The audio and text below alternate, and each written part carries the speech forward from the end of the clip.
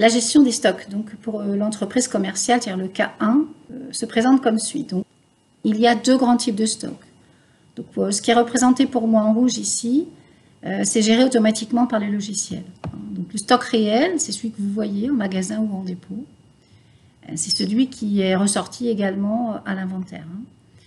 Un autre stock de suivi est très important, c'est le stock théorique. Alors, le stock théorique, lui, prend en compte bien sûr votre stock réel, mais plus ou moins les commandes en cours. C'est-à-dire que le stock théorique, par définition, c'est le réel, plus les commandes fournisseurs en cours, moins les commandes clients. Ça permet à l'entreprise d'anticiper sa gestion de stock sur ses prévisions d'entrée, ses prévisions de sortie. Alors, le stock réel se mettra à jour dès lors que vous ferez soit un bon de livraison ou un bon de réception pour les achats ou la facture. Or que le stock théorique se mettra à jour à partir de la commande, qu'elle soit fournisseur ou client. Ça, c'est donc géré automatiquement par le logiciel.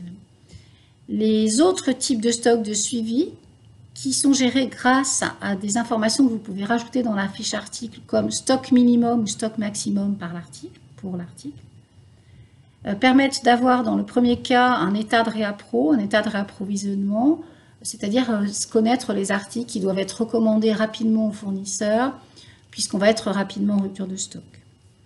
Et puis un état de surstockage pour les articles qui ont trop de stock, dû peut-être à une erreur de commande, par exemple, client qui a dû s'annuler. Donc là, ces états de surstockage permettent à l'entreprise de cibler les articles qui doivent être vendus le plus rapidement possible, puisqu'on sait que le stock coûte cher pour une entreprise. Pour le cas 2, c'est-à-dire l'entreprise de production, ce qui va changer pour nous ici, c'est ce qui est en bleu et en vert. Donc, à savoir cette histoire de nomenclature qui va permettre de connaître la composition d'un article et sa capacité de fabrication. Mais concernant le stock, on reste dans la même logique que je viens de vous expliquer, sauf qu'il faudra bien différencier les valeurs de stock des matières premières par rapport aux produits finis.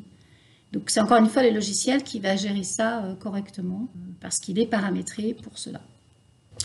Ce schéma représente la logique des flux pour un cycle de vente. Donc on retrouve nos documents commerciaux pour les clients, du devis jusqu'au règlement.